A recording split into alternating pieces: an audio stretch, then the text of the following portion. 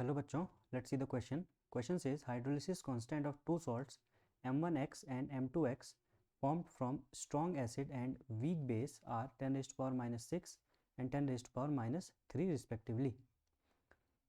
The Kb equals to 10 raised to power minus 3 for M3OH, then the order of base is. So let's solve the question.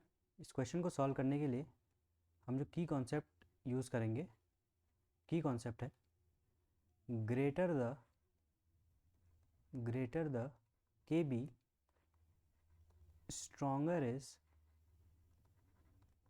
the base.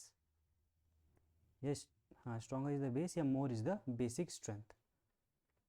तो हमको दो salts दिए गए हैं M1X और M2X जो strong acid और weak base से बने हुए हैं, और तीसरा हमें एक M3 का हाइड्रोक्साइड दिया गया है जिसका हमें Kb दिया गया है. तो M1X में जो M1 पार्ट है वो आया होगा बेस से, और इसका जो हाइड्रोक्साइड होगा वो होगा M1OH, और दूसरा जो हाइड्रोक्साइड होगा वो होगा M2OH. तो यहाँ से हम इन दोनों का Kb अगर कैलकुलेट कर लें तो हम इनको कंपेयर कर सकते हैं. हाइड्रोलिसिस कांस्टेंट और Kb के बीच में जो रिलेशन होता है वो होता है KH which is hydrolysis constant equals to KW upon Kb. तो यहाँ से हम कह सकते हैं कि Kb equals to KW upon KH. अब हमें टेम्परेचर नहीं दिया गया तो हम टेम्परेचर को 25 डिग्री सेल्सियस लेते हुए चलेंगे, और 25 डिग्री सेल्सियस पे KW की वैल्यू होती है 10 रेज़्ड टू पावर माइनस 14. तो यहाँ से मैं Kb की वैल्यू निकालूंगा. KW is 10 raised to power minus 14, और ये होगा M1 के लिए, M1OH के लिए.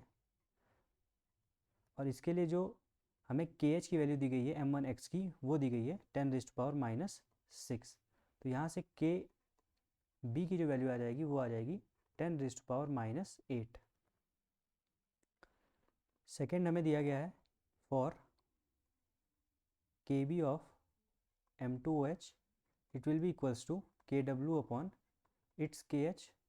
KW की value again 10 raised to power minus 14, और KH की वैल्यू यहाँ से दी गई है 10 रेज़्ड टू पावर माइनस 3. तो Kb की वैल्यू आ रही है 10 रेज़्ड टू पावर माइनस 11.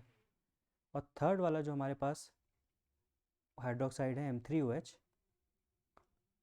उसका जो हमें Kb दिया गया है वो है 10 रेज़्ड टू पावर माइनस 3.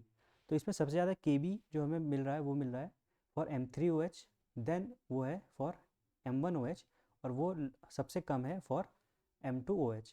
तो मैंने आपको की कॉन्सेप्ट में बताया कि जितना ज़्यादा Kb होगा उतना ही ज़्यादा स्ट्रॉन्गर बेस होगा, या उतना ही ज़्यादा उसका बेसिक स्ट्रेंथ होगी. तो बेसिक स्ट्रेंथ की जो ऑर्डर बन जाएगा, बेसिक स्ट्रेंथ वो ऑर्डर बन जाएगा, सबसे ज़्यादा बेसिक स्ट्रेंथ होगा M3OH का, उसके बाद होगा M1OH, एंड देन M2OH. और ये रिलेशन हमने Kb के वैल्यूज़ को देखते हुए निकाला है. So the correct answer of this question will be option number C. Hope you have understood it well. Best of luck.